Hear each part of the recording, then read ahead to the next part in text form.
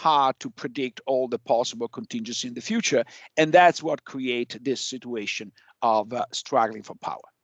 So what do we learn from the marriage example? For power to be relevant, the entity that now we call the firm, but in the case of a marriage, the relationship, must have some unique capabilities, some extra things that is more than just the sum of its parts.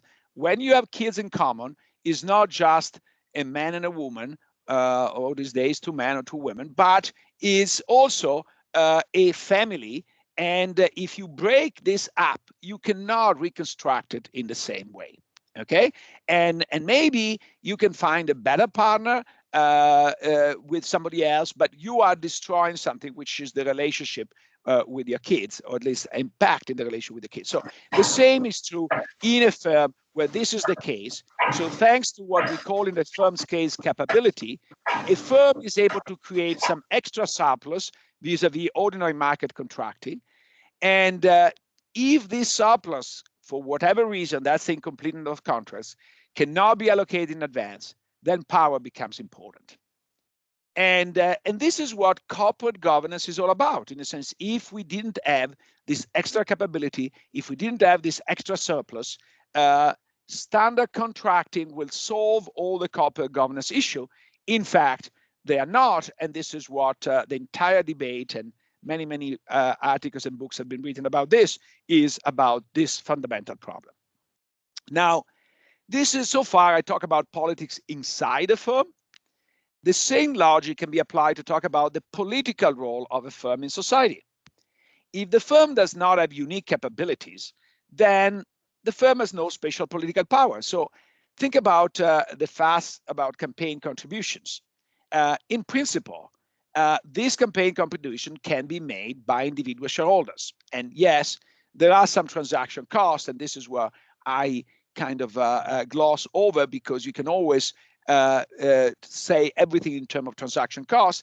But especially these days where, for example, fundraising can be done fairly easily remotely, it's not that obvious that this represents an enormous difference. So a firm can donate, let's say, $100,000, or 100 of its shareholders can donate $1,000. Really, the firm does not do something much more that the individual can do. However, there are plenty of examples where firms do have unique capabilities and where their political power is very important. This is where the action of a firm as a relevant political actor is very different from the sum of its stakeholders. So let me give you a very recent example that is fairly controversial.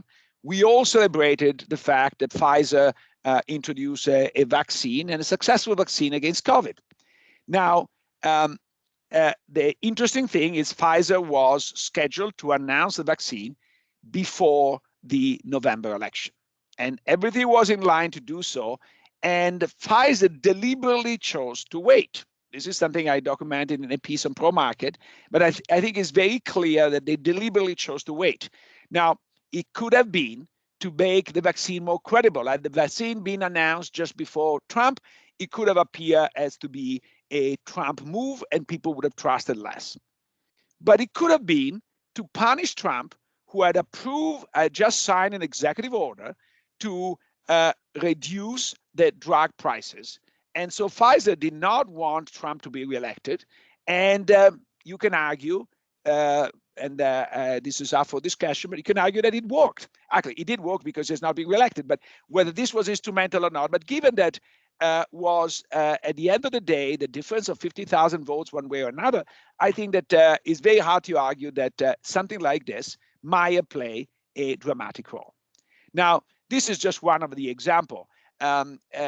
More relevant for many cases is, think about it is cheaper not to pollute at the firm level than to pollute and clean up. So there is an advantage of something that is done at the firm level rather than at the individual level.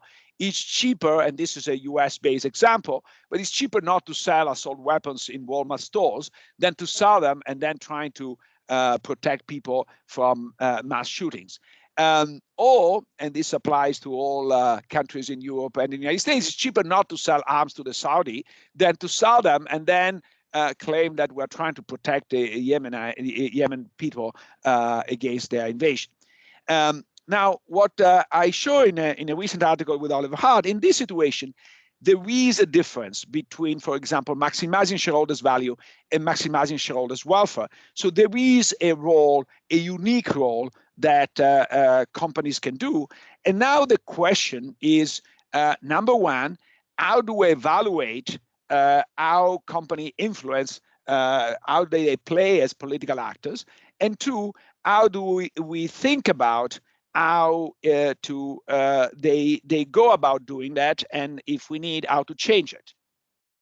So this is a part that we economists find it very simple, at least in theory, because we have a benchmark, which is the ideal solution that will be chosen by a benevolent central planner, a very scarce category these days, but who maximizes a equally weighted sum of individual utilities. And if you don't like to weight everybody the same, you can change the weights. But I think that theoretically finding the solution is very easy. And if firms' political engagement pushes the solution tower what the central planner will like, this is a good thing. And if it goes the other way, it's a negative thing. And let me give you the example. An easy example is the example of pollution. If the social cost of pollution is less than the cost of abating it, then polluting is efficient. Now, I know that especially in Europe, this might seem like, and for non-economists, this thinks a blasphemy. But you know, if you are in the Neanderthal period and Neanderthal man in the period, and you produce some CO2, the cost of abating it is much larger than the social cost of pollution. It's efficient for the Neanderthal man not to worry about it. But if the social cost of pollution is bigger than the cost of abating, then you will like the firms to actually do that because pollution is inefficient. So in practice, this influence is not so easy.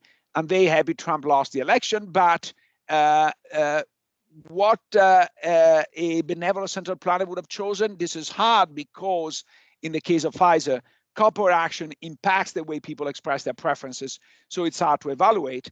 But in cases like pollution, I have an example which is very relevant for the Netherlands since we are affected by the FOS, this particular toxic product as much as the United States, but I have a case of FOS pollution in the United States and how you can compare the social efficient solution to the private efficient solution. Now they diverge. So I think that that's doable.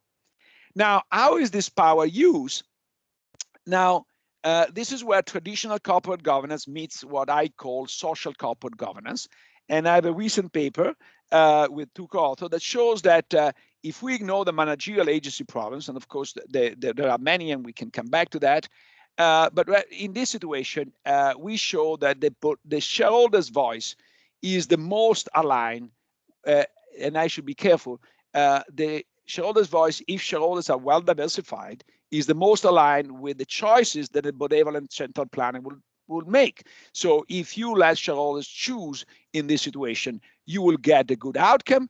If you have other shareholders express voice, or if you have any stakeholder exercise the exits through divestment or boycotting, you have no guarantee that their choices are aligned with the benevolent planner choices, nor that they are very effective. So I think there is a very easy way to manage.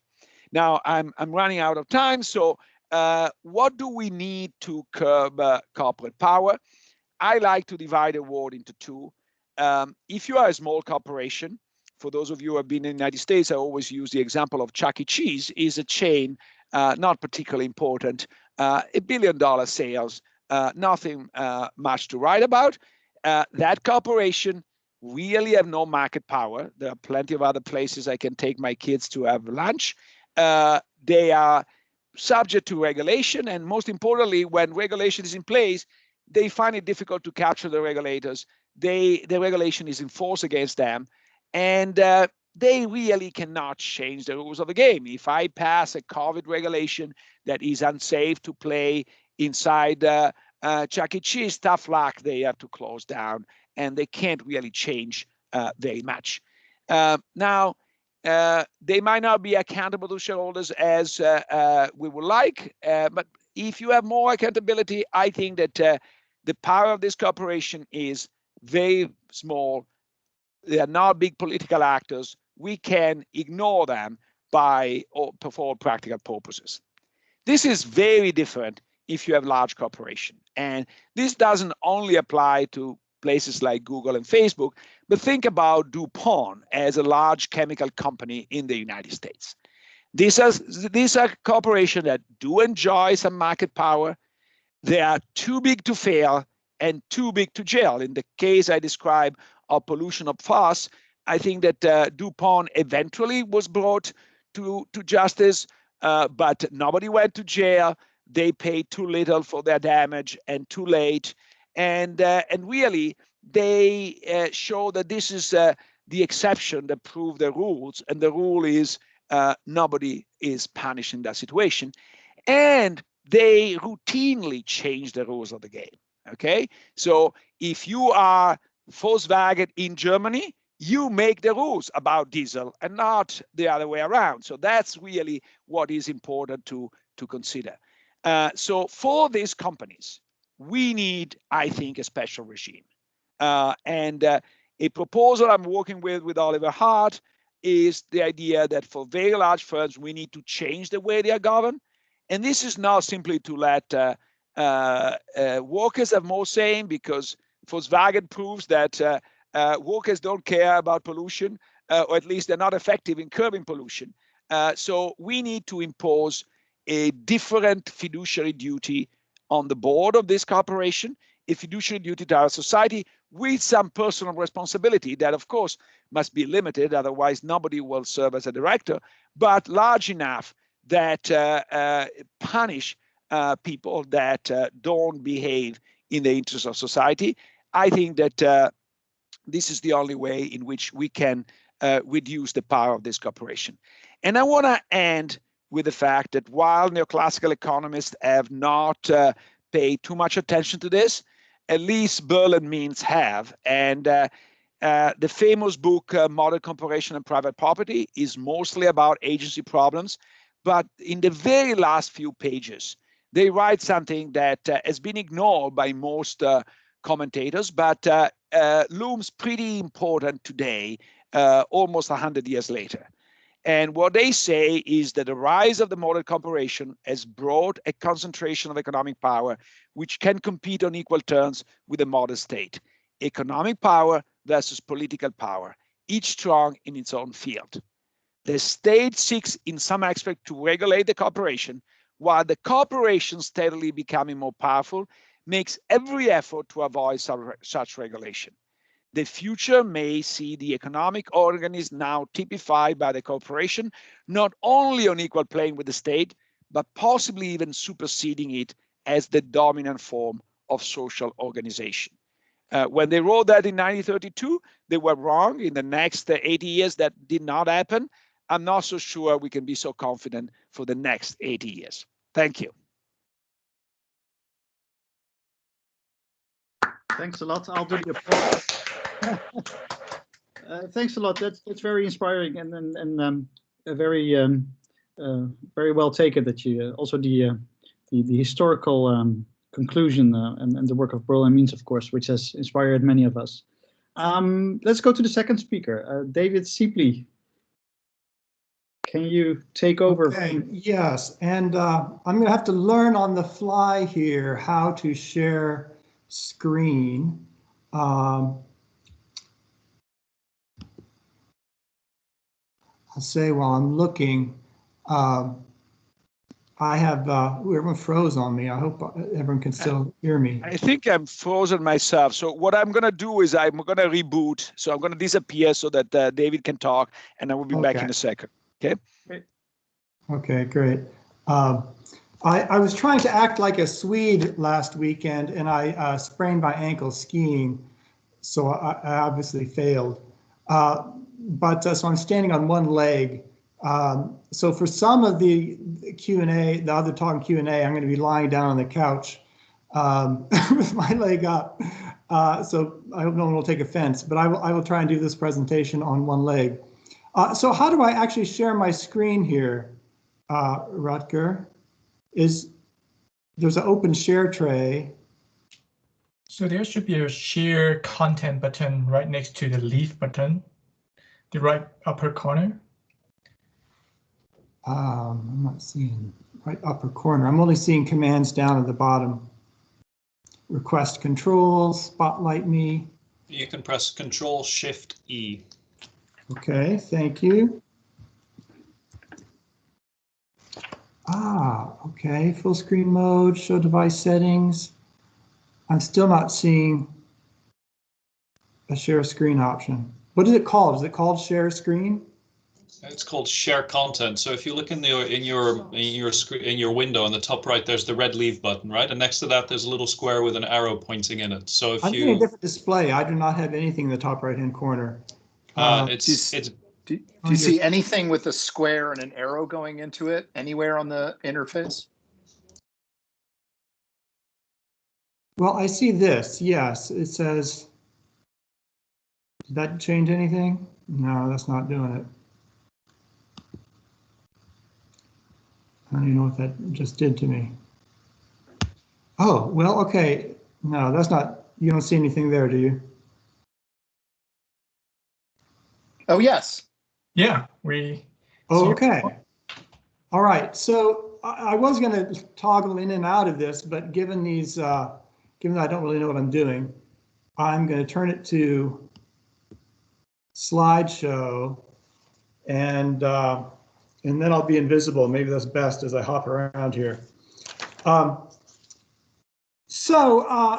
Thank you, Rutger, for convening this seminar. I've been an admirer of Luigi Zingales' writings on the firm for almost 2 decades. In 2004, I published a kind of critical historical review of economic theories of the firm entitled Authority in the Firm and the Attempt to Theorize It Away. And I singled out the work of Rajan and Zingales on the firm for putting power, back at the center, which had not been done since Coase. And I said that was really the way forward. So it's a pleasure to share a virtual stage with him. And I'm new to John Mickler's work, but I'm very grateful to have had it brought to my attention, and will certainly be citing it going forward. I especially appreciate his emphasis upon the discursive legitimation of corporations as foundational to their power. And that's been very much at the center of my own work, which I guess you could characterize as being focused on exposing the fake legitimation of corporations in terms of the ownership of property notion, the idea that stockholders are the owners and boards get their authority from them, in demonstrating in place of that the board really gets its authority from the state's sovereignty. And that puts it in a very different frame of legitimation. But we will get to that in a minute. So I'm not only unobservant in not seeing that this was a Teams meeting, but unobservant in that I didn't really take proper note of the specific questions that Rutger had asked us to address. So the talk I've outlined here, nonetheless, I think is still to the point. It's really in a different manner than I did in 2013. I think I can do this better now.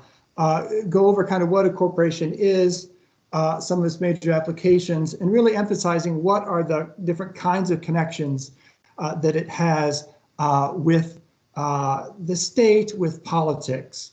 And as you can see in the title, my title here on the title slide, after the colon, what I'm really getting at here is just crude language to capture this. So first, I'm interested in the relationship between the corporation and the state, the corporation's external relationships, and they're in part constitutive, the way in which the state co-constitutes the corporation. They in part mimetic, the way in which the state and corporation copy governance structures from each other. And they're instrumental in the way in which each pursues its ends by leaning on the other to better pursue its own ends.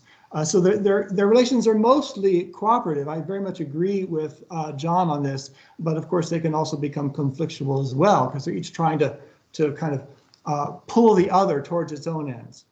And then finally, there's the internal relations, political relations. The corporation as a government, the board is a government over administrative structure, which includes, authority over workers. We shouldn't forget that. So that's what I'm going to be talking about. I guess one of my main points is that the corporation is fundamentally a governance technology and not a business technology. It was originally used in Europe for the governance of associations, first in the church, such as monasteries and cathedral chapters and confraternities, and then in the civil sphere, universities, towns, and guilds. The last area of application was to business enterprise. So I think it is helpful in trying to understand a corporation to talk about its non-business forms first and then move to the business version of it. So that's what I'm going to do. And let me see what my first, okay. The Latin word for corporation is universitas. Uni means one, vers means to turn. So an universitas is a collection of things or people or both turned into one. You'll recognize in this word the root word of the English word university. When I was young and foolish, I thought universities were so named because they aspire to universal knowledge. Now I know university just means corporation. It is the Universitas Scholarium, an incorporation of scholars, a collection of scholars turned into one. Well, one what? This gets to the next slide here. One legal entity or juridical person. The Romans didn't call them persons, but Europeans started to. So it owns property, makes contracts, and appears in court in its own name with property and liabilities wholly separate from that of any natural person. When it's a kind of a collection of individuals, it was often referred to in earlier times as a body politic, as opposed to a body natural, that is a body created through political art. But we tend to see it as a kind of disembodied legal abstraction today.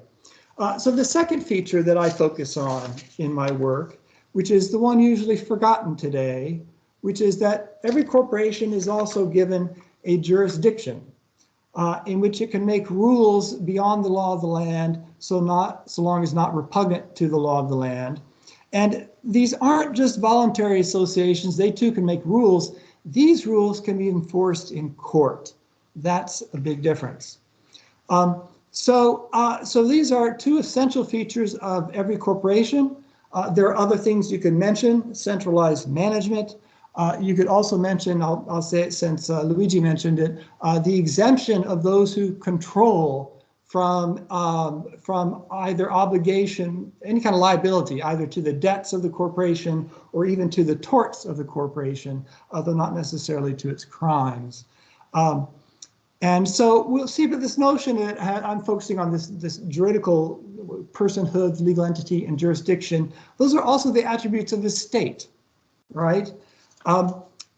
And so we end up defining corporation and state in the same breath, and that's not surprising if we look at their origins. So it's really in Rome that the corporation is first formulated as a kind of clear legal concept. And the first corporations in law were Roman cities, which had separate property and a jurisdiction. And one such city, the city of Rome, was also the state, the civitas. So from the beginning, corporation and state have been linked concepts and linked realities, and one cannot tell the history of the one without the other. And I will show that today. So in the modern university, the ultimate, let me just see where we are here. Okay, yeah, one difference though, okay, is important, is that a corporation is subordinate to the law of a state, or any state it's operating under. So it has to abide by the law, and it cannot make its internal rules in contradiction to the law of the land. If it weren't for that legal subordination, the corporation would be a state in its own right. So in the modern university, the ultimate authority to set the rules and to control the property and personnel lies with the board. For me, the really interesting and key question is, from where does the board get its authority? Well, it can't come from the ownership of the property because they don't own the property, and neither, in fact, does any other natural person who might therefore delegate this authority to them. So ownership cannot be the source of their authority. Instead, their authority comes from the state via the corporate charter. Now, I'd like to show you what this looks like in practice. So I'm going to impress into service the charter of my former home university, the University of Denver, whose original name was Colorado Seminary. And we will see this creation of the corporation, the creation of its government, and its authorization and empowerment right here in the charter. So here, first, we ordain it, we create it, be it enacted by the Council and House of the Representatives of Colorado Territory. It wasn't yet a state at that point, just a territory. Here we're establishing the corporate body, the juridical person that is the corporation with an express purpose. That John Evans, Samuel Elbert, and then 26 other people are listed, are hereby constituted a body politic and corporate for the purpose of founding, directing, and maintaining an institution of learning to be styled the Colorado Seminary and to have perpetual succession. That means it can last forever, live forever, as board members are replaced, body members are replaced. Here it is created as that kind of juridical entity with full power to sue and be sued, plead and be pleaded, adopt and alter at pleasure a seal, that's the signature of this person, acquire, hold, and convey property, real, personal, and mixed, for carrying into effect the objects of this incorporation, restricted, as you can see here, to the purposes of it. And here it creates the government, and this is just a quick, one line from it, but the said trustees at their first meeting shall be divided into 4 classes of 7 in each class, which classes shall hold office for 1, 2, 3, and 4 years respectively, dating from so forth. But it goes on and talks about different features of how the government will be structured for this corporation. Here it is granted the legislative and executive authority. The trustees shall have power to adopt all property and rules and regulations for the government of the conduct of teachers and pupils, students that is, and the management of all affairs pertaining to the said institution.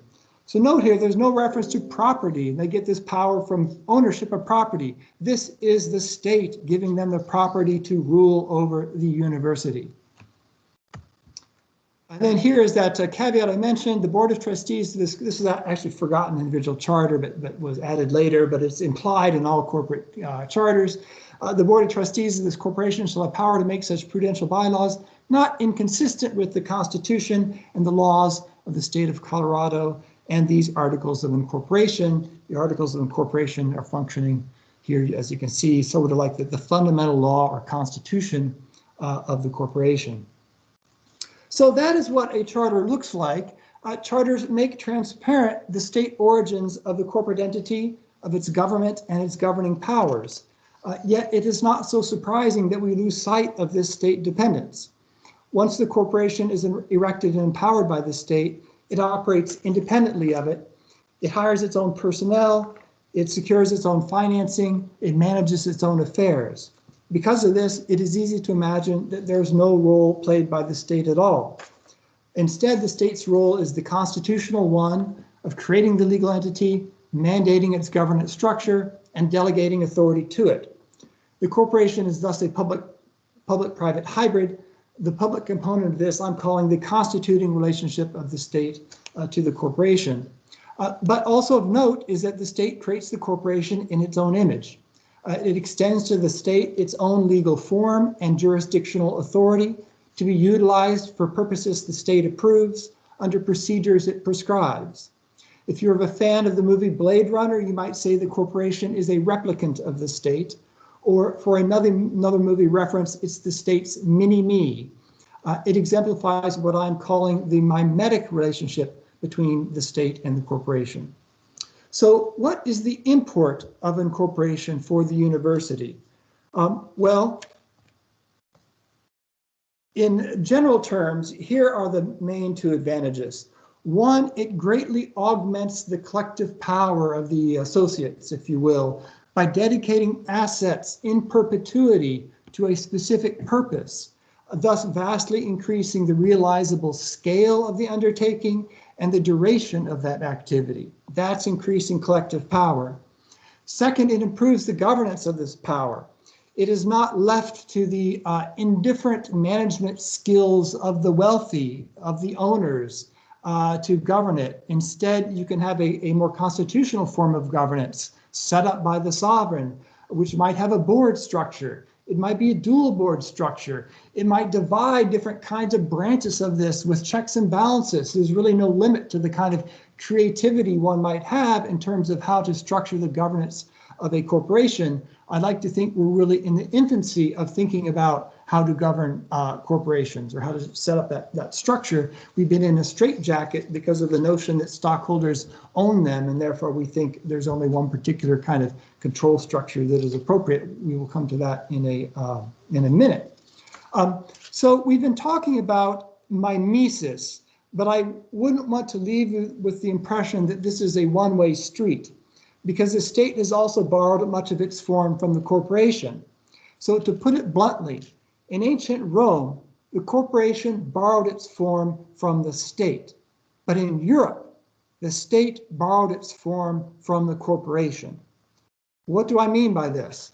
Well, first of all, those medieval kingships were not juridical states in the sense that we understand them. That notion of there being a separate legal entity, the corporation, or that we now call the state, that owns the property of the state, for example, the military hardware of the state, that is a notion that the rulers borrowed from the corporation, that notion of a legal entity that owns the property. That is the state copying the corporation. But there's an even more dramatic example of this in terms of modern constitutionalism. And I'm going to say just a few words about it because this has been another major focus of my research. What I say next, you can find elaborated in a 2017 publication in the American Political Science Review entitled, Is the U.S. Government a Corporation? The Corporate Origins of Modern Constitutionalism. So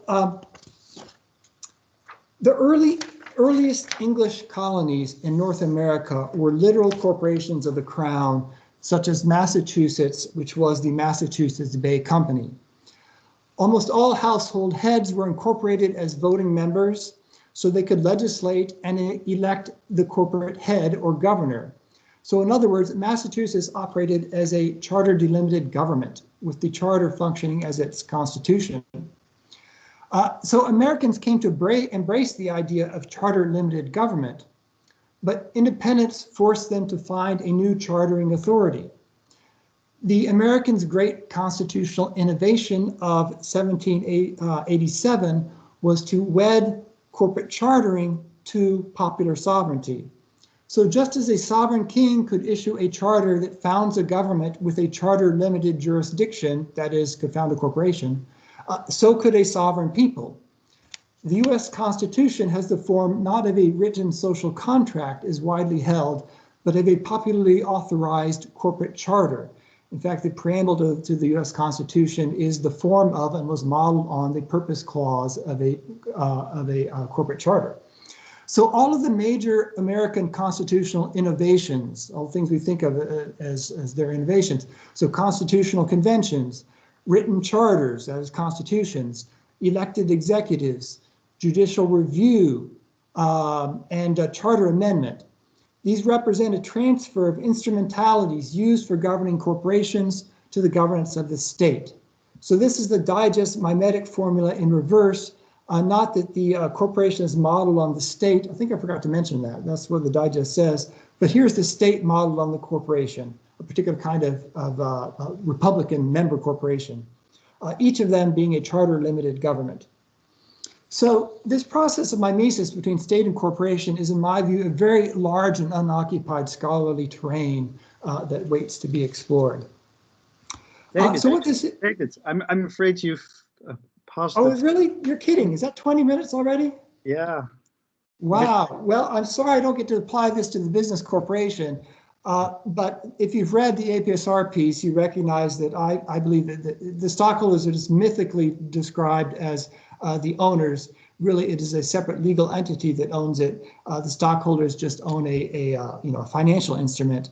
And this totally then, again, changes how we think about corporate governance in terms of authority over workers.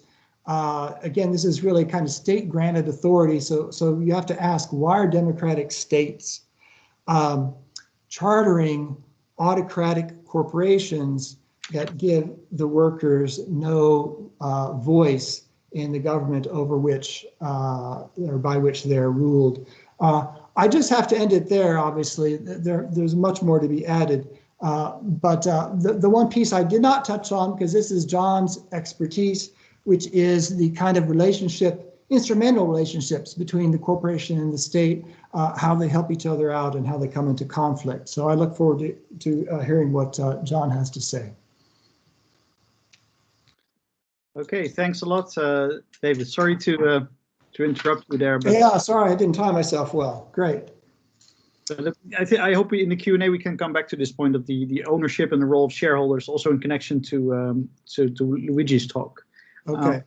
So can you get me off the screen, or do I have to do that? Does anybody know that? I think if John takes the screen. I can. Oh, here, I think I can do this. Yeah. Stop sharing. Yeah. Okay, I think we're good. Yeah. Great. John. Okay. Now I'll see if I can share my PowerPoint. Okay. Can you see this? Yes. Yep. Yep. Terrific. Okay. I can't see any of you now. Although I can still see David for some reason. Can everyone hear me and see me? Yes, I can hear you. Terrific. Okay. And you're looking at the PowerPoint slides? Yes. Then it's all good. Okay, well, I'll start then. First of all, thank you again for the invitation to present. It's really wonderful to be here. In actual fact, the first time that I was in Utrecht at the university was in 2008 for the Standing Group on Regulatory Governance of the ECPR.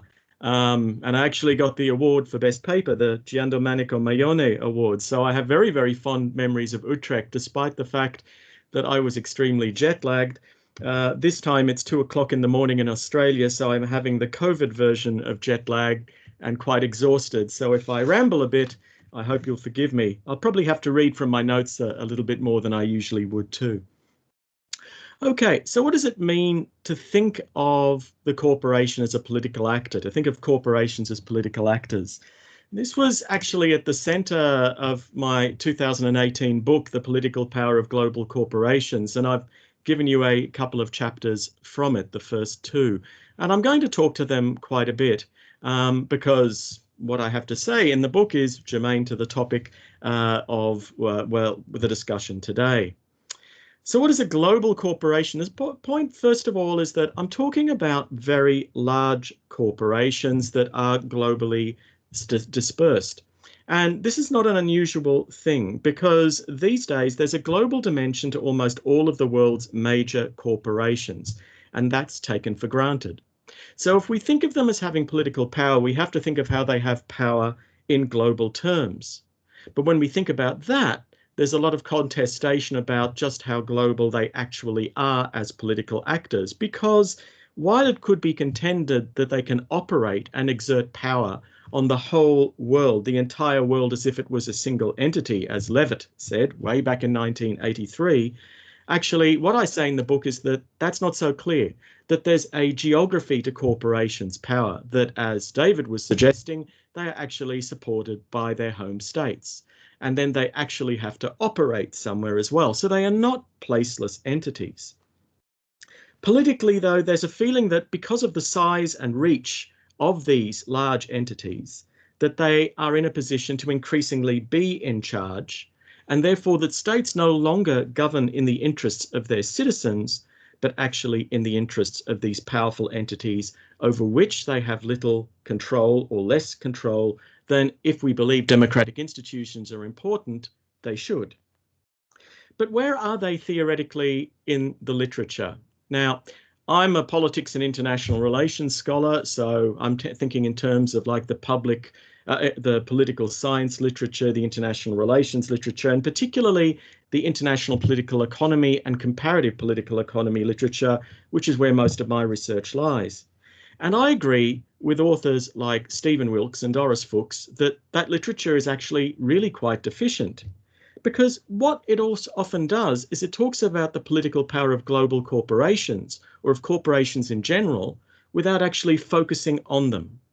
What it does instead is it looks at markets versus states, the role of market forces and how they override states' economic, social and political agendas. And there's a lot of pitched ideological battles between the left and the right, between liberals and Marxists, about whether markets should be free or whether they should be controlled, and how these market actors, the corporations, operate in the markets that they control or compete in. The thing is, like, they tend to somehow go missing. So the aim in my book, and these are all the other chapters if you choose to go on and read them, which would be lovely, but it's up to you, was also not just to look at how corporations are political actors, but to re-embody them, to make them the focus of our attention, and also to re-territorialize them, to understand that their political power comes from and is exercised somewhere, not disembodied in the sort of like global arena. So the central point is, therefore, that as they are political actors from and located in specific states and regions, corporations' political power, global corporations' political power, flows from their ability to construct their identity and interests in others in territorially defined political contexts. Okay, so that's basically what my intention is in the book is, and that's what the focus is on. First of all, re-embodiment. What do I mean about this? That there has been a liberal agenda, and one readily accepted and either celebrated or critiqued, that there should be free markets and free trade and a world actually of interconnected states, globalization if you like. But the evangelizing today in this vein should be contrasted with what the reality is actually looking like. And the reality is that we don't so much have free markets, free trade, free movement, that kind of thing, and we certainly have less of it at the moment because of COVID. Because not so much an agenda, the reality is corporations that actually pursue their advantage, not on the basis of competition, but on the basis of control. There's evidence for this all around us. All major industries are controlled by 5 multinational corporations at most. In fact, a third of industries have one corporation that accounts for more than 40% of global sales. So these are large controlling entities. How large?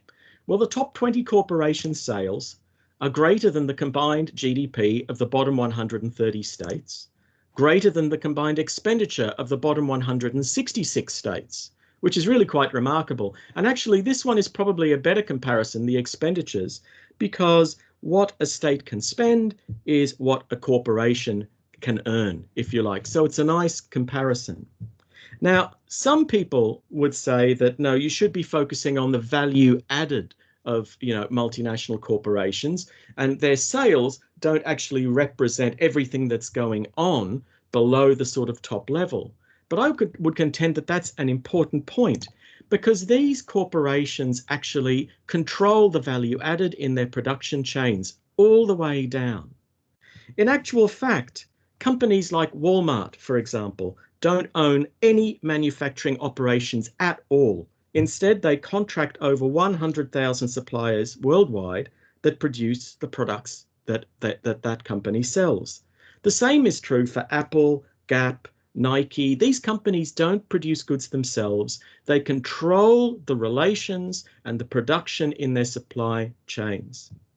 And therefore, what is interesting is that when you look at trade statistics today, actually not today, for quite a long time, even in the 1990s, the vast majority of trade in manufactured goods between OECD countries was intra-firm.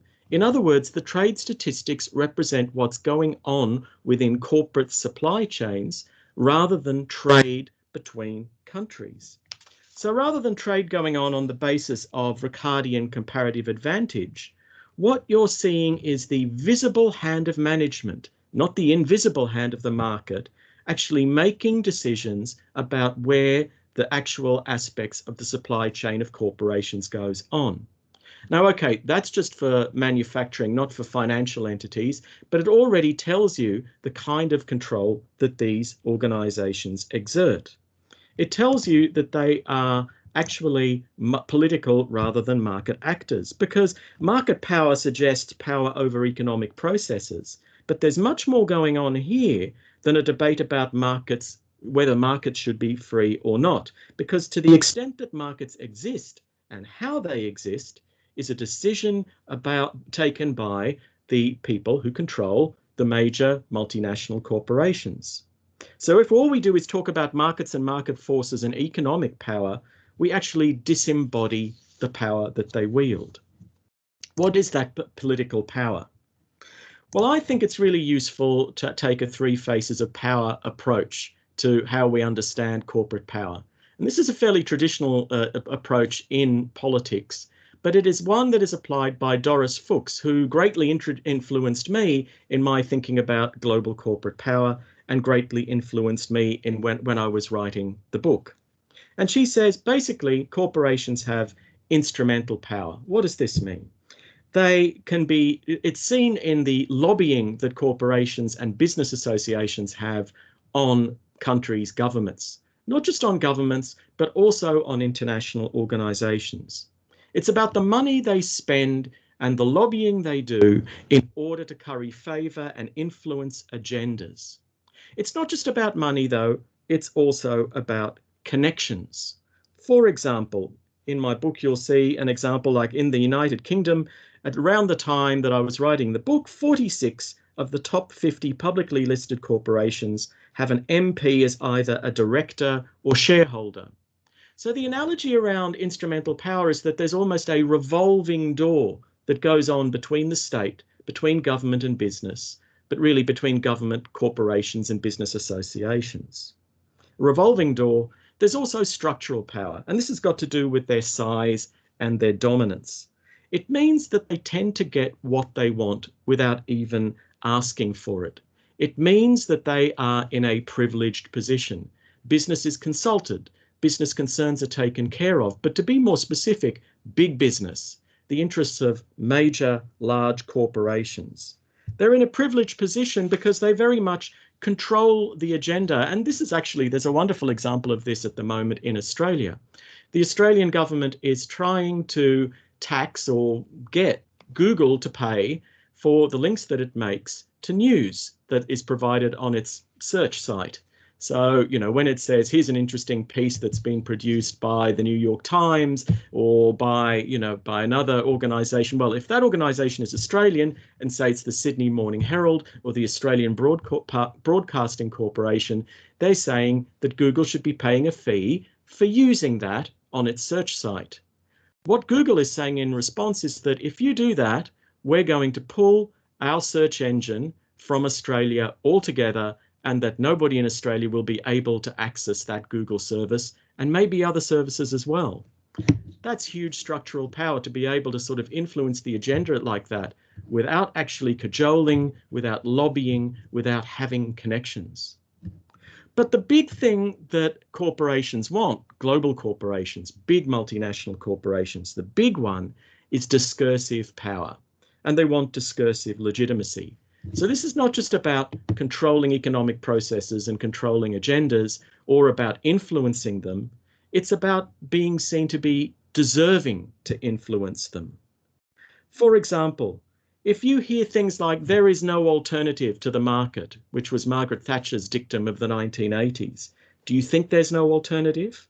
Do you think that a world of market forces and economic imperatives being served by them is actually unavoidable? Do you think this is the reality, a truth, a fact, that you must be a servant of the market rather than the converse, and maybe a servant of these corporations? If you think that's the case, then they've won. So the question is, have they got this discursive legitimacy? And what does it look like? The idea that interests do not need to be pursued instrumentally or structurally if they're created in others. My colleague Ainsley Elbra said this. Power that is believed to be exercised responsibly comes to be institutionalized as normal, or at the very least tolerable. The idea that corporations should be in charge, and they have a right to be, because they do good things. Through the creations of truths, global corporations can promote a projection of a particular set of interests as the general interest. You see what's going on here? This isn't about influencing agendas, it's about setting them. So legitimacy, a generalized perception or assumption that the actions of an entity, in this case corporations, are desirable, proper, with or appropriate with within some socially constructed system. Sorry, I am feeling a bit tired. And that was my point about that you feeling that there might be no alternative. Okay, so where is this legitimacy built up, this discursive power? I would say that fundamentally it is built up in certain countries and certain territories and certain regions. So I think it's important to re-territorialize corporate power as well. You see, while it's true that corporations are increasingly global in their operations and reach, they still very much remain embedded in their home states. We know that there's patterns to the world economy, that rich industrialized countries still account for 80% of world output, 70% of trade, and make up 90% of foreign direct investments. That's what the data tells us. But to be more specific, it is the corporations from these countries that contribute to these statistics. Like the point I made about trade. Really, what is being shown is intra-firm rather than international trade. So it's the top corporations that make up this data. And in fact, when you look at the top 500 companies in the world, and it doesn't matter whether it's the FT Global 500 or the Forbes Global 2000, so the top 2,000 companies, or the Fortune Global 500, whether it's market capitalization or sales or some kind of composite index, it's always the case that when you look at the biggest companies, they are headquartered in 10 states. And they tend to be the richest, most economically powerful states. And that shouldn't be a surprise. Also, when you look at the transnationality index, and this is produced by UNCTAD, it shows where corporations have their assets, their employment, and also their sales, that they're not as high as you might think. This is the case for sales and assets, but it's particularly the case for employment, and even more so the case for senior executives. For example, studies done in the European Union, in the European context, show that of the major corporations there, no more than around 25% have board members that are comprised of non-nationals. And the main way in which senior executive nationality changes is not because of the interests of corporations and their shareholders. In other words, it's not because of where they have their sales or where they actually have their operations. Actually, it's to do with mergers and acquisitions. So rather like countries invading each other, conquering territory, the way in which the nationality of the boards of companies change is when their senior executives change as a result of a merger or a takeover. So what does this mean? Jeffrey Harrod says, the international or global power of the corporation is more a function of the power it has achieved within powerful headquarter states. Therefore, to focus on the study of the global activities of a corporation means to study the point of entry rather than the source of its power and activity. And I agree with him, and I think that China has learned this lesson too, as we see the rise of its corporations and the way in which they are very explicitly attached to the national interest of the Chinese Communist Party. So, all right, we have what I would say are really actually national, possibly regional global corporations. To understand the political power of corporations, it's to understand the way in which powerful states and their global corporations, or maybe global corporations and their powerful states, to take the point of view that David was discussing before, are in a position to dominate global political agendas together. The world's largest corporations, based in the world's largest economies, control trade and investment and markets. They do so because they control the markets for their products. Global economic interconnectedness means that rather than a global diffusion of economic power, power relations between states are mediated by their corporations. Global corporations structurally entrench it rather than diffusing it.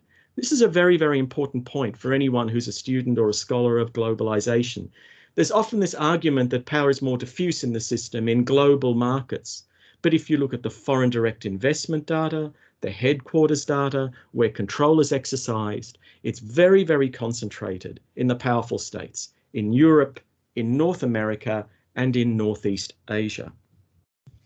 And that is why, for example, if you want evidence of that, when the United States was negotiating the Trans-Pacific Partnership Agreement under the Obama administration, there were around 600 US corporate and industry representatives that were permitted access by the US Trade Representative to drafts of that Trans-Pacific Partnership Agreement. There used to be an Excel spreadsheet, which I downloaded before it disappeared from the USTR's website. But I mean, what is interesting is that these major US corporations and their industry associations had access to drafts of that agreement. Anybody else had to rely on leaks, but they were involved. Now, unless you think that means that the US state, the US government, was trying to surrender its sovereignty to global markets or surrender sovereignty to its corporations, it must have thought that working hand in glove with them was in the national interest. Now, the Trump administration had a different opinion, but I think we probably agree that the US under the Trump administration did not enhance US sovereignty. It did not actually put the US in a position to make rules for the world. Did it make America great again in global terms? Probably not. But that was actually the aim of the Obama administration with major US corporations. So I think there are three implications of this to finish up in about the next 5 or so minutes. If we talk about the market and whether it should be free or not, we're really missing the point. This is largely a defunct kind of debate to be having, and it's defunct for understanding the power that major corporations, global corporations have. So is neoliberalism, by the way. It's used so much that nobody quite knows what it means anymore. It was supposed to be about free markets and small government, but there's very little of that around. So maybe we should stop using that term and stop talking about it, and instead talking and focusing on the global corporations and the power that they have, and forget about markets and whether they should be free or not, because it's clear that they aren't. Global corporations are also more accurately not just controllers of markets and economic forces and relationships and networks, they are actually also national or multinational rather than transnational or global political actors. And this is an important point too, because if we think about how they should be regulated or where they should be regulated, sure, some of that should be happening at the global, at the sort of transnational level, but there's also a role for powerful states where these corporations are based and from which they derive their power in the first place. Finally, giving global corporations the legitimacy to exercise private authority in support of private governance initiatives, things like corporate social responsibility, in service of their material interests or as an extension of the interests of their home states, is unlikely to be synonymous with the interests of the world's peoples. Their power needs to be balanced in some way. And if their home states or home regions won't do that, then there is a need for global governance. But to be clear, it's not a debate again about free markets, about liberal values and that kind of thing, or about neoliberalism. Because, for example, every free trade agreement that's made, I would argue, makes trade less free. When markets are so concentrated and so controlled, what these agreements do is hand power, and not just economic power, but agenda-setting political power to major corporations that control their industries and control the markets for their products and services. So we know the global corporations' names. We know the states where they are headquartered, and we know the states in which they invest and operate. we need to have a better idea of what they do, as well as how and why they do it, and to make them the subject of political analysis. The danger is, if we don't, is that we end up having debates about neoliberalism, about markets and whether they should be free or not, about the capitalist class and the power of capital, if, say, you were a Marxist. And there's nothing necessarily wrong with having these perspectives, but we really need also to focus on the major corporations themselves, because otherwise the future could look something like this. This is an advertisement that has run in several issues, recent issues of The Economist newspaper, and it makes me chuckle and roll my eyes every time I see it. It's an advertisement for an MBA program. Learn to be CEO of Mars Inc., as in the red one. Yes, the planet. So don't say you weren't warned. This is what the future might look like. Mars won't have a government, it will have a corporation. Or rather, if it has a government, the government will serve the corporation or corporations that run Mars. It won't have citizens. Actually, Mars instead will have shareholders, or rather, it'll be the interests of shareholders that are served and not of citizens. Mars won't be a democracy. It will instead have corporate governance and corporate social responsibility. And I guess the point in saying all of this is that you don't have to be thinking in terms of science fiction. This actually might be the very near future here on Earth as well. Thank you for listening.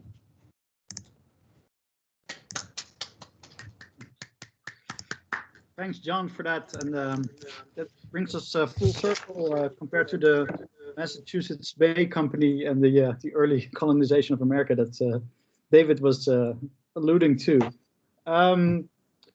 Ample time for discussion now. Please raise your hands if you want to ask a question. Let's try to be fair to all speakers and then give all of them a couple of questions. Constantijn van Aartsen, and after that, Kasim Khorasaneh.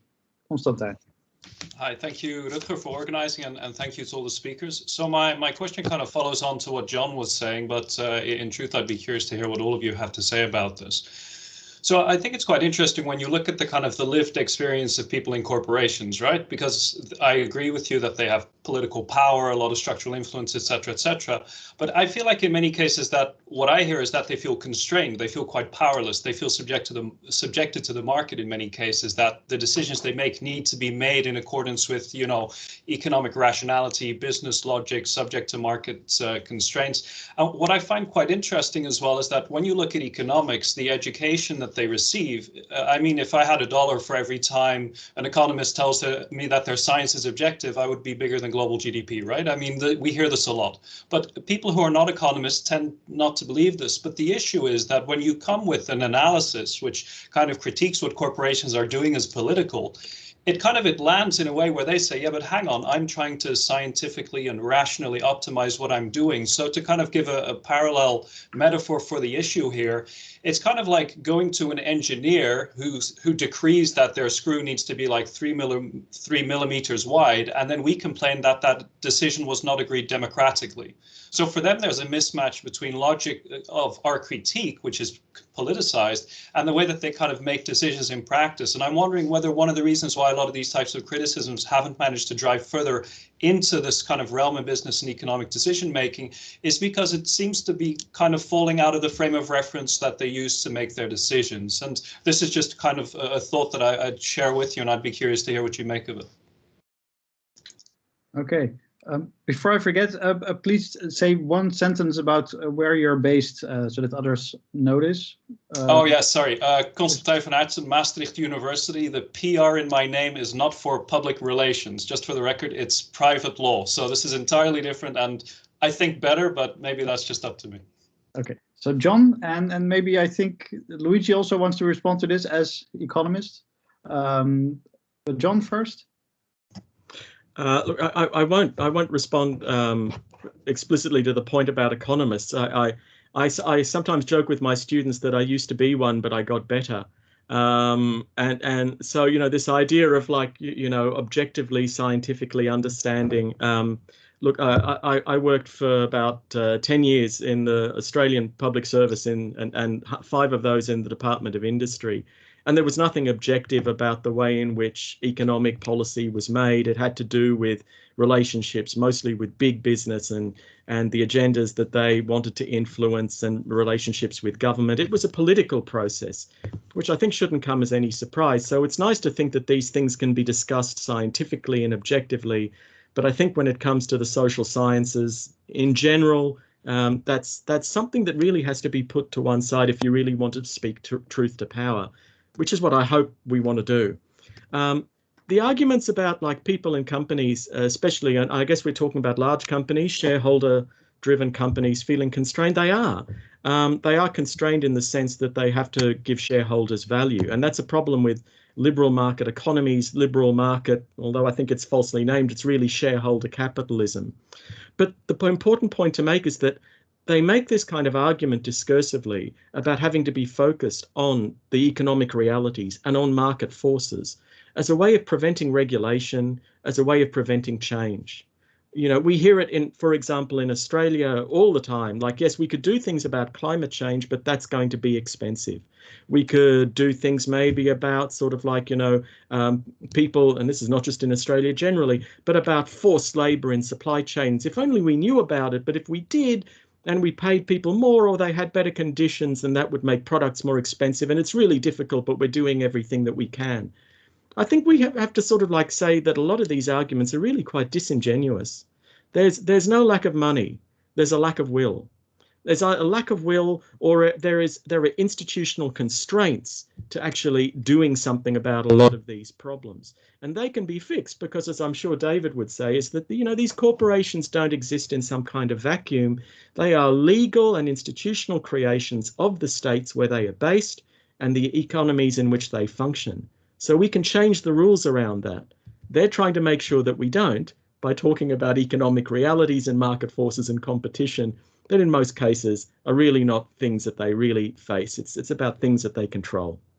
Okay. Well, I could give lots of examples. I could talk about like the market for mobile phones and that kind of thing, but there's Android and there's the Apple operating system, and that's it. And it's all sitting on, 2 platforms. So, there's not a lack of, they're not constrained the way that you and I are. Okay, thanks, John. Let's go to Luigi. I slightly disagree with respect to John in the sense I think that there are some constraints imposed by the market, and the problem with economists is they focus only on those and they ignore the rest. What I said in my short talk was trying to touch exactly this point, because when I quoted Coase, that by the way quote Robertson, but anyway, is that the firms are island of cautious power in an ocean of unconscious cooperation, is exactly this feeling, is firms are constrained by some forces like market forces that they don't fully control.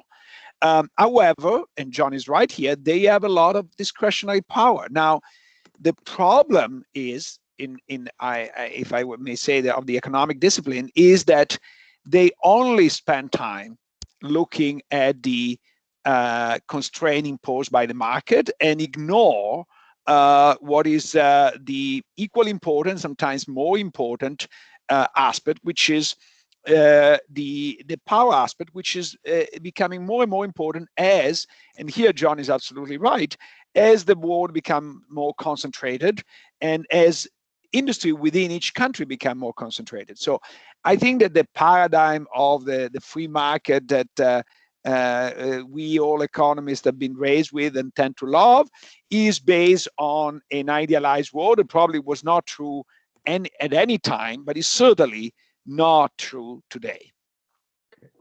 David Sipley, you want to respond? And then we go to the next question, Kasim Kourashani. You're muted, David. Thanks for the reminder. Yeah, just very briefly, and in the same spirit as John and Luigi. I mean, it's a very good question and well taken. I would just make the comparison, parallel comparison. Presidents feel constrained. Prime ministers feel constrained. Their constraints are different. It could be the electorate. It could be the kind of procedures that they have to follow. Trump felt so constrained, right? But that doesn't mean that they're not nonetheless very powerful. I mean, they don't like the constraints that buck against them, but that doesn't mean they're not powerful. So I think if you make that kind of comparison, it kind of maybe diffuses some of this sense that you know, they're just totally the playthings of market forces. That's it. Thanks. Kasim, the floor is yours. Hello, can you hear me okay? Yes, we can. Hello, yeah, my name's Kasim. I'm a PhD candidate in political theory in University College London. So maybe some of my questions might have a slightly UK parochial slant. So I'd like one thought actually on each presentation. That's although there was lots of interesting stuff going on. So Luigi, so in your presentation, one thing I thought about, well, from the UK perspective, we have in the UK Companies Act had duties on directors that require them to take into, you know, a whole range of things which respect to the company's success, not just the interests of shareholders. But my corporate law days are quite far behind me now, but I don't think the company directors tend to get sued under this Act 172 very frequently. But it did also get me thinking that, and this is a thesis I borrow from Matt Levine. I don't know how many of you follow him. He's a Bloomberg journalist. That there's sort of like your proposal was that governments should try and legislate for purpose for very large companies in particular. And he notes that in some instances, and particularly under the previous American administration, sometimes companies were pushing for what we might think was more progressive policies, and the government was trying to slow them down, whether it was with respect to environmental regulation, for example. I know there was a number of antitrust suits brought against car makers who were trying to raise environmental standards, which was not the US, at least that administration's desires. And similarly to do with the restrictions on pension fund investments, which might want to take into account ESG criteria. Again, you've seen those directions from the American administration to try and restrict and hold that back.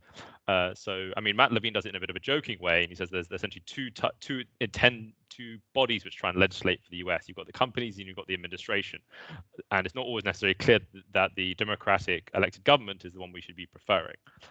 So that was my thought on your presentation. For David's, it's just an observation, actually. So I spent some time in the civil service, and one thing what you said about mimetic relationship really rung true. When I was thinking, at least in the British civil service, we've been having a sort of ongoing experiment with non-executive directors, actually, on the boards of in our civil service. So on the boards of directors for our Department for Work and Pensions, for the Ministry of Defence, they've actually been experimenting with non-executive directors as trying to follow corporate best practice.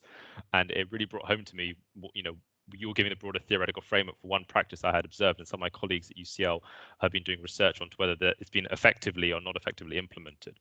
And finally, sorry, I hope I haven't rambled too long. So John, really interesting talk.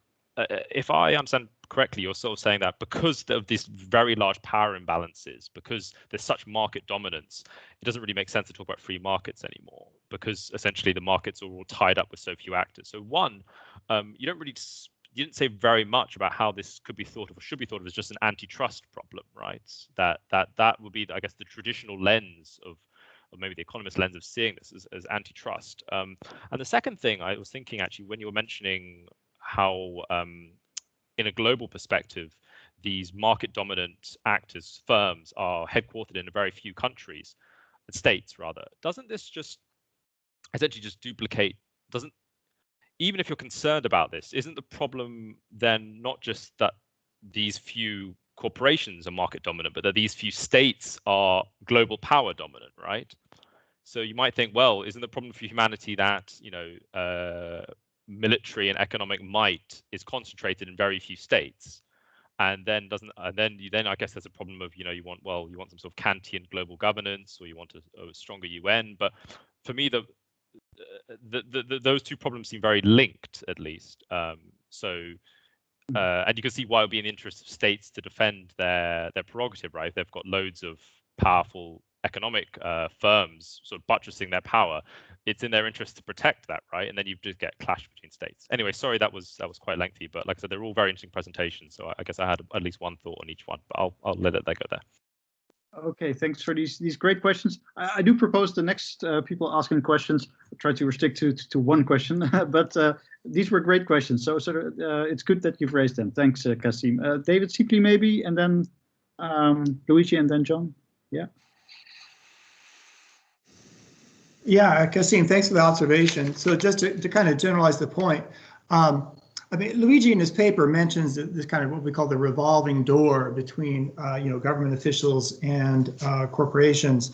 And that's just, historically the case. The king's clerks were usually clergymen coming from the church. And so, if the king wanted to know how to organize a meeting, a parliament, well, he'd ask his church member clerks how to do it. And this is how you get the first parliaments modeled upon the church councils.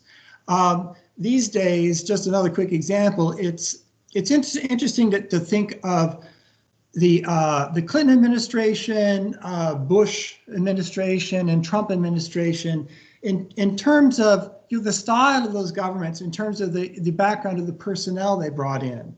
That the early years of the Clinton administration, people talked about it like a series of academic seminars, have a big meeting and chat. And that's because he brought a lot of academics into government. Bush, it was all like very corporate. He brought a bunch of corporate folks into government. Trump, on the other hand, he's not from the corporate world. He was a sole proprietor, right? A real estate mogul. So he's used to having like dictatorial authority over everything. And that's the style he wanted. So I think one of the ways in which the governance style of corporations and states influence each other is through this kind of migration of personnel back and forth. That just is a long, long history. So it's a good observation. Okay, Luigi.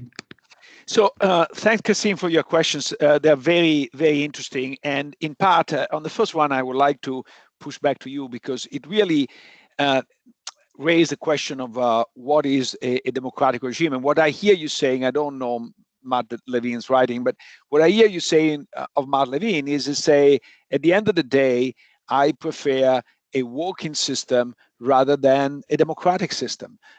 So if the majority of people don't want to care about global warming and I'm worried about the world collapsing, I put this ahead of, and sometimes corporations can be more advanced than that in that role. So, but if you really look at a system that would like to be democratic, so would like to respect the will of the people, it's not that obvious that corporations do represent that, and especially today. And it says I know I'm an odd bird because I actually do believe in more shareholders democracy than most people. John thinks that there is too much shareholders capitalism. I think that quite the opposite.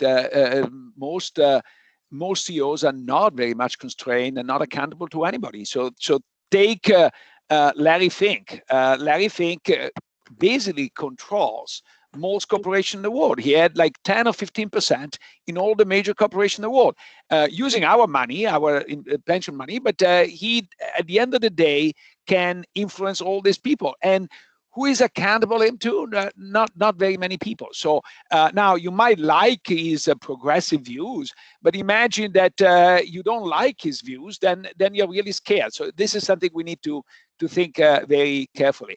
On the issue of other objective or fiduciary duty, you're absolutely right. I think that the way in which other objectives have been framed so far has been so vague that they're not enforceable, and so nobody can be sued. And that's the reason why I think that the devil is in the detail. How do you operationalize this?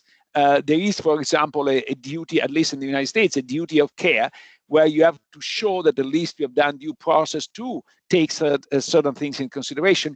Today, I don't think that there is the duty of care vis-a-vis, for example, pollution. And I think that if there was, probably things would be better. And I love your idea of a global antitrust. I think is an antitrust problem at the global level. The problem is that the antitrust does not seem to be working particularly well even within a country, let alone in the world where there is no real authority. Okay, thanks. John.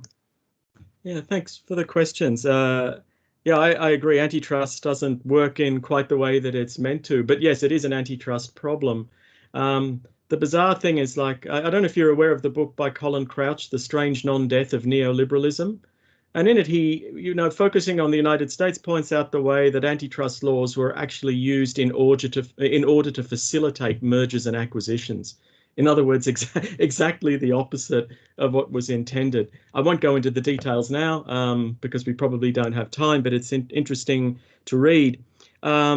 Should we have it at the global level? Yeah, I mean, I think that brings us back to sort of the point that you said about like a few states and power being concentrated in them. If those states either don't want to or can't actually use those kinds of laws, or use them in a way that we might not have imagined they were intended for, then something does have to happen at the global level. But that's a different kind of a debate to the one that we normally have, which is that global governance is necessary because the alternative is neoliberalism. If we can't have global governance, then there'll be like a world of markets in charge and economic imperatives and the marketization of everything. Those are the debates that came out of the sort of, the end of the Cold War. And I think some people are still having them. But actually, the thing is, like, if we can't have global governance, what we have is corporate power. So I think it's important to recognize that in political terms too. Okay, thanks. Let me take 3 questions now in a row, and then we see where they go in terms of their directions. So Peter Hagel first, and then Andreas Oldenburg, and then Michael Bennett. Hello, Peter Hagel from the American University of Paris. I've worked on billionaires in world politics. And so my question is coming from that research and the question of what would be corporate power, right? If we follow Luigi, John, and David's notions that they have so much power and that they're actually not that constrained by market forces or competition because they dominate their sectors, then what are they doing with that power, right? Is it just shareholder maximization? Well, if they're not constrained by competition, isn't there a larger field for political goals? Is it just profit maximization, or is there something else? I think that question becomes extremely relevant when there's shareholder concentration, like the sole proprietorship, which is not a corporation, obviously, but you have corporations with majority shareholders. Rupert Murdoch is probably the best example where there's not just an economic profit maximization, but also other political interests. And so that would be my question. What would be their power, right, about if it's not just market share or profit maximization? And how much does that depend on their CEO, their majority shareholder, if there is one? Yeah. Okay, thanks, clear. And this relates obviously to the debate we were having a moment ago about whether CEOs are actually constrained by shareholders or not. Andreas Oldenburg. Thank you, Rutger, and thank you for giving us all the opportunity to join in. My question concerns the notion of the political, which is obviously relevant for the topic of the whole seminar, but I will direct the question to John Mickler. So I think the most straightforward notion of the political is the notion of generally binding decisions. And I think this makes quite much sense when you talk about private self-regulation that corporations do, or when you talk about their collusion with states where they're based at. I wonder, though, whether this is actually a accurate term when you talk about their power over their production networks, for example.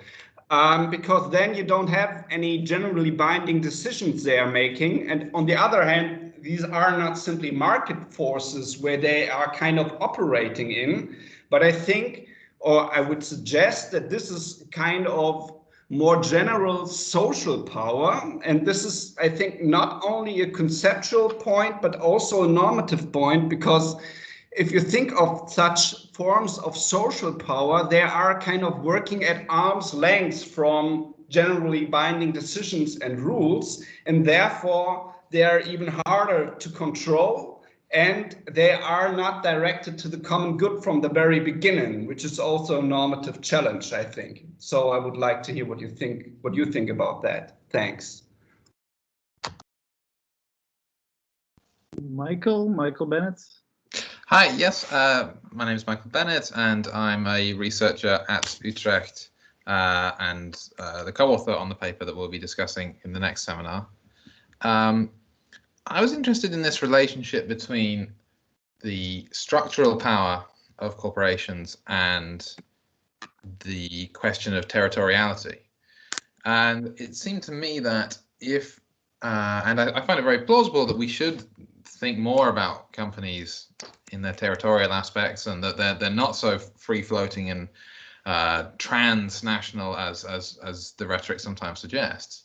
But then that suggests to me that maybe their structural power is somewhat overrated, because the ability of, say, Google to make that kind of offer to the Australian government really depends on their ability to go somewhere else. They couldn't make that offer to the American government.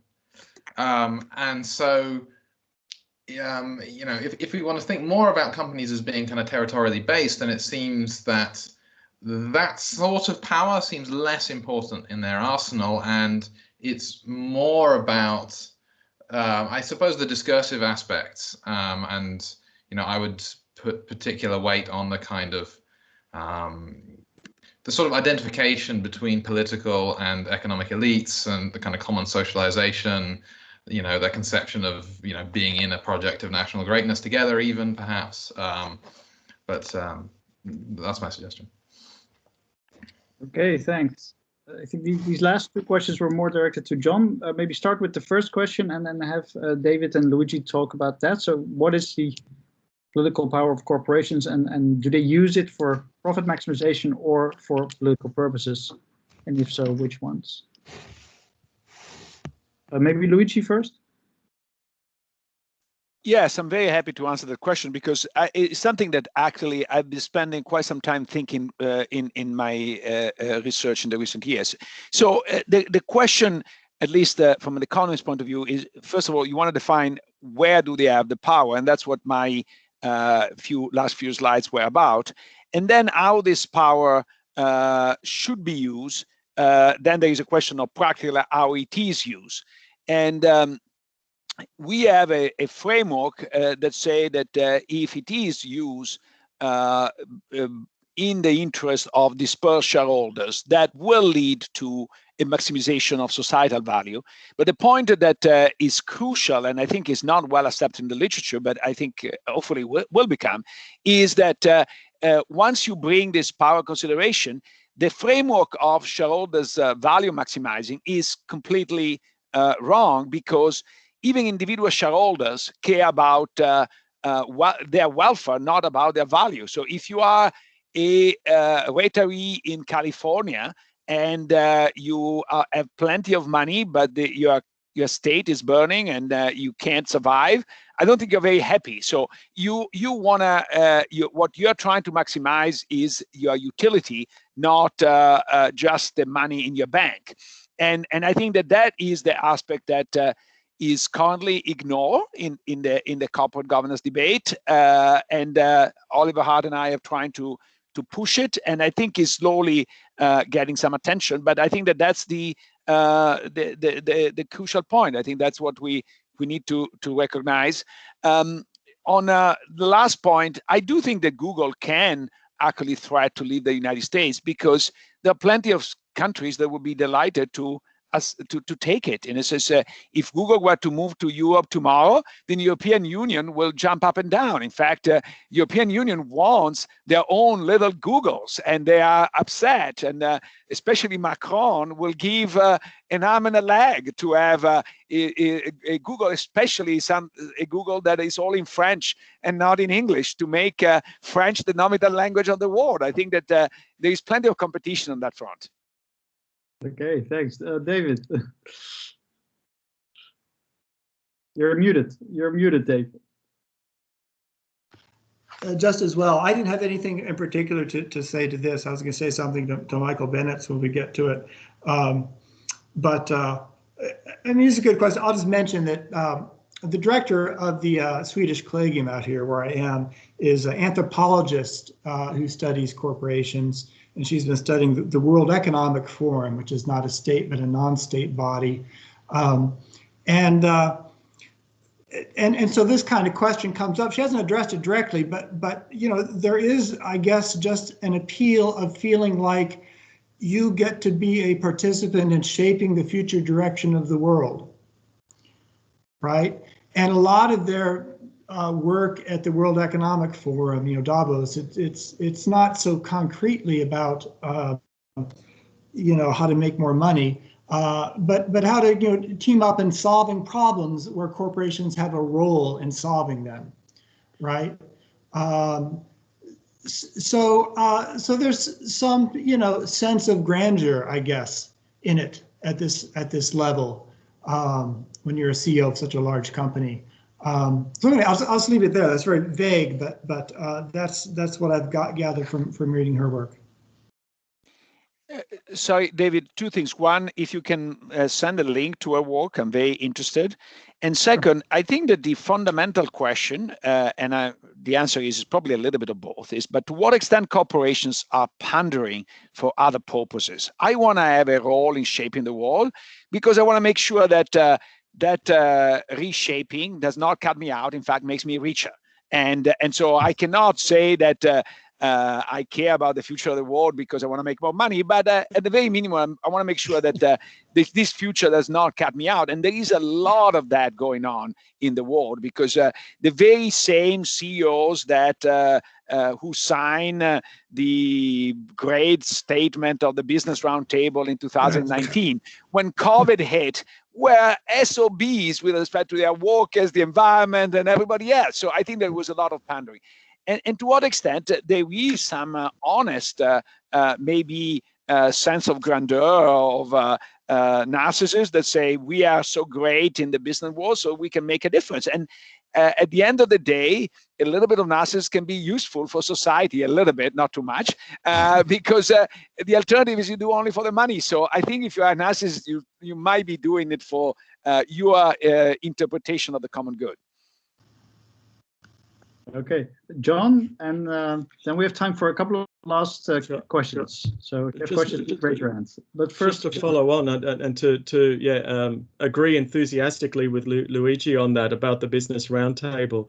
It reminds me of, you know, Stephen Wilkes talks about this, and he says that corporate social responsibility, or the idea of businesses having these responsibilities beyond profit maximization, beyond what Milton Friedman was saying in 1970, that we should see this as like a struggle over the locus of governance, you know, over who governs, rather than just looking at corporate social responsibility in terms of like a sum of techniques and initiatives. So thinking politically, I think that's important.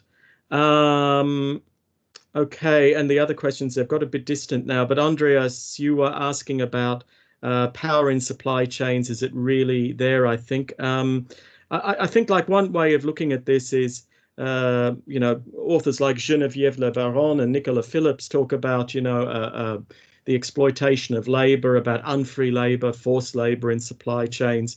And the governance and the power that's exerted politically around that is in sort of fulfilling contracts quickly and as cheaply as possible. And then the idea of putting putting codes of practice in place and getting other multinational corporations to audit them, like the Big Four, companies like PwC. And what they're really doing is trying to determine that something is not there rather than to actually find it. In other words, again, it's about legitimacy, about getting them off the hook. That's a very cynical or maybe realist way of looking at it, but then other authors like John Braithwaite says that increasingly hybrid forms of governance, private authority along with public regulation are necessary, and that's the reality in any case. So there's a debate to be had about the politics around that, about who's making the rules. And Michael, your point about structural power and territoriality is a really good one, that there's two sides to the argument. I mean, it depends on which countries we're talking about as to the kind of structural power and how that can be exercised. I suppose instrumental power, the kinds of relations, that actually depends on the size of the market, the size of the country, where the headquarters is, where the main operations are as well. So yes, the power is not just all going in one direction. It's also got to do with the power of the countries as well. I think that's a good point. Thanks for that. Okay, thanks. We have 4 people on the list who want to ask a question. So if each can do it very briefly, then we can round it up after that. So first Philip, Ster, then Fergus Green, then Tully Rector, and then Chi Kwok. Oh, and then there's a 5th one, Kees Coles. Well, each just 30 seconds per person. Okay, thanks. I'm Philip Ster. I'm one of the PhD candidates in this project, this corporatocracy project. Briefly, we've talked so much about the problems of the corporate form and how bothersome it is. And then I had the idea, well, is it then a model for the future at all? Shouldn't we, rather than try to reform it, maybe it would be a better idea to abolish this form with its with the legal features it has. Maybe we should rather abolish it entirely. If it has all these problems, and there's currently the very interesting proposal in public proposal in Berlin to expropriate their biggest 3 biggest housing corporations and translate that property into public entities. So yeah, is the corporate form salvageable at all? Okay, Fergus. Great, thanks. My name's Fergus Green. I'm a postdoctoral researcher at Utrecht University. My question is about corporate political speech, particularly corporate speech acts aimed at influencing the public. For example, arguing that a carbon tax will destroy the economy, and fossil fuel companies arguing that, and so on. To be quick, maybe the 3 of you have, I think, slightly different sort of theories about the firm and maybe approaches to its regulation. And I wonder if you could each say a little bit about how, on your theory, you would approach the regulation of corporate political speech in the interests of kind of more democracy and ordinary people's voice. Thanks. Okay, Tully Rector. Hi, my name is Tully. I'm a postdoc on this very project, corporatocracy project at Utrecht, with Rutger and Chi and Philip and Barbara. And my question is really, it's something that was touched on. Sorry? Your camera is still off. Maybe on purpose, but no, if you meet you, no, I can see it. I can see it. I could see It's him. on. Now I can't. Yeah. There we are. Yeah. Okay, Well, is it on now? just go on. Okay. Yeah. So my question is actually really more about the sort of legal, economic, ontological theories of the corporate form and of the existing ones that we know about: agency theory, real entity theory, artificial entity theory, and all the various kind of incarnations of those types. Are any of these really fit for purpose when it comes to understanding the political nature of corporate power? And if so, which one? And if not, how could we go about kind of modifying or developing or changing them so that they would be fit for, more kind of emancipatory political understanding? Yeah, that's it. Okay, big questions coming out of Utrecht. Chi Kwok. Hi, I'm Chi, another postdoc on project. So my question is very simple. Like, what would be the ideal solutions to the political power of big firms, right? Is it antitrust or giving democratic control to the citizens over these big firms rather than splitting them into multiple entities? Because we could imagine that these big firms hold the benefits of economy of scale, and they could do some kind of innovative project where very small firms cannot do. So there are trade-offs between these different solutions. And I was just wondering, what are your views on this? Okay, Kees Coles, final question. By the way, your camera is also off, I believe. But okay, my question is about externalities, and in particular, I think to Luigi Gonzalez. In your paper with Oliver Hart, you also talk about externalities, and the question is, should they be left to government, as Friedman, etc., say, or could shareholders play a role there? You're suggesting that shareholders could play a role in limiting, let's say, externalities, and you mentioned the example of treating workers with dignity. But isn't it still so that the more externalities there are in terms of real cost, that profits the shareholders? So they still have an incentive, to not to limit externalities, because that lowers their share price, and on the other hand there is the political process, which might be influenced by big corporations. So, what do you think if you compare both mechanisms for limiting externalities, the shareholders versus the state, the politicians? Okay. All three of you, feel free to speak to elements of what you've heard, but maybe not everything. Who would like to start? So I start, since Kees brought me directly with his last question. So I think that there is no doubt that in dealing with externality, the government has a comparative advantage, and so is the first line of defense, in my view. It turns out that number one is far from perfect, especially if you live in the United States. And number two, there are things that corporations can do. So should the corporation have no role whatsoever? I think the answer is no, they should. But, and this is the important but that is often forgotten, but the first important externalities that corporations have is on the political system. So I think that the first externality we should fight is their influence of the political system in a way that might be detrimental. And this links to the democratic control that Chi Kwok was talking about. I think that, first of all, some economies of scale or some network externalities are somewhat overly emphasized. That's part of the ideological power that I think John was talking about, because it's true that they exist, but it's also true that they can be handled in a different way. So I give you an example. Phone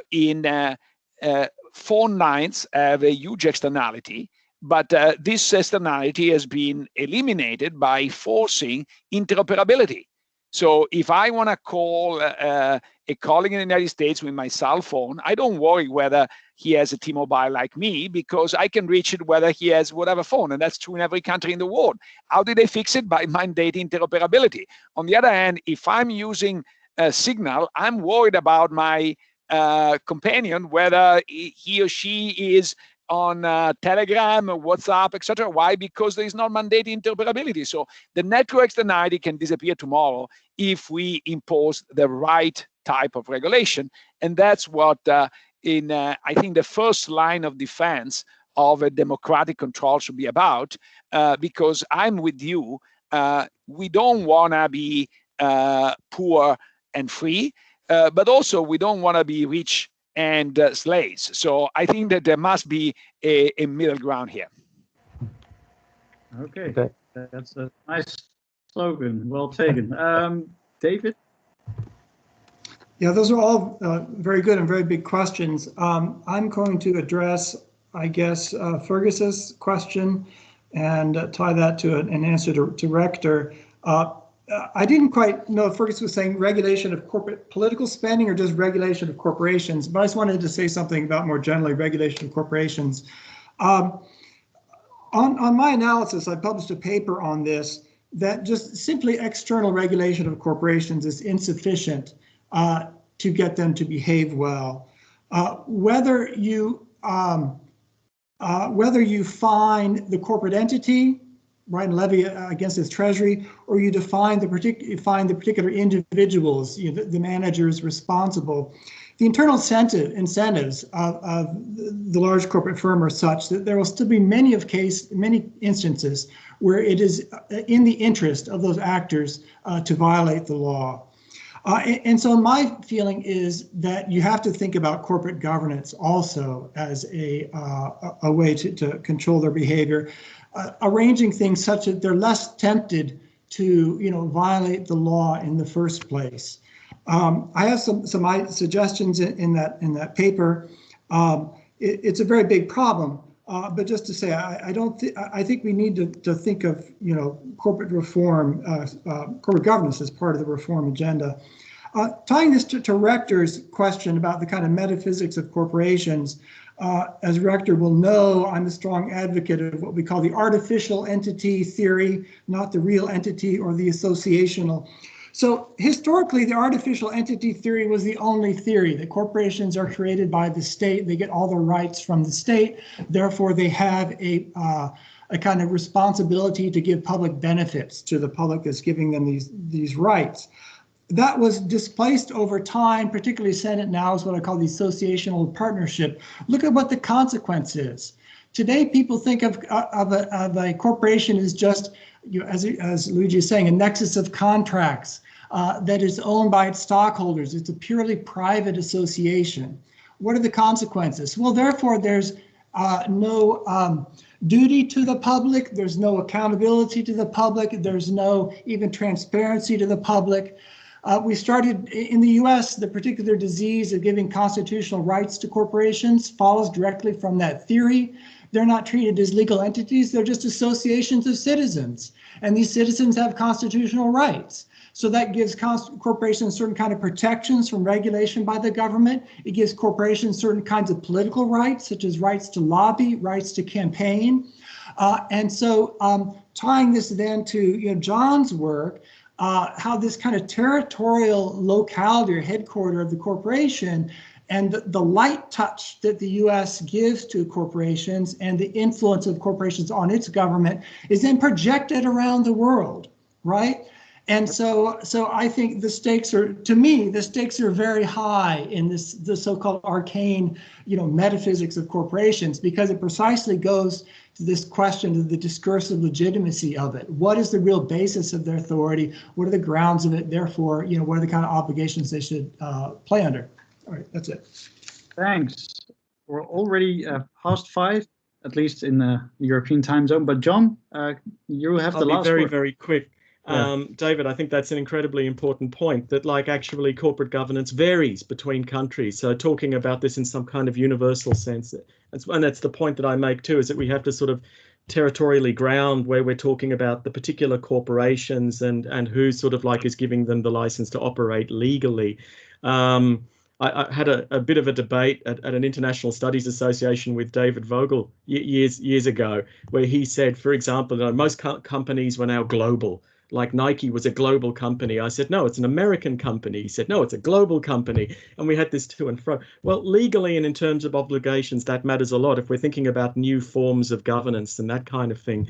But to tie this, between Chi and Philip's questions, what do we do with the current forms? How do we change it? I think it's interesting to note that, Adam Smith, way back in the 18th century, decried the joint stock corporation as outmoded and outdated and really not fit for purpose back then.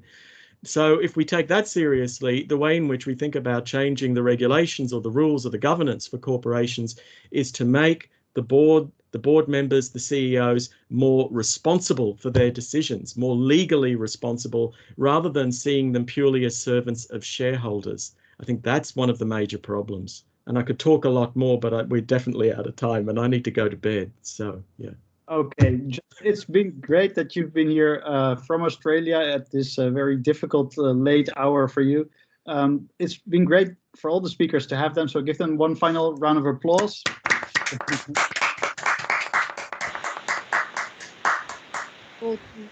New faces, old faces, and then meet all of you online.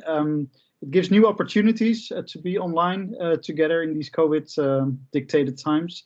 And we're happy to pursue this mission, and we hope to see many of you in the coming sessions. So within 2 weeks, we'll have a discussion of a paper by Michael Bennett and me on the corporate social audit as a new way of regulating companies. If you're interested, please sign up and you'll get the paper.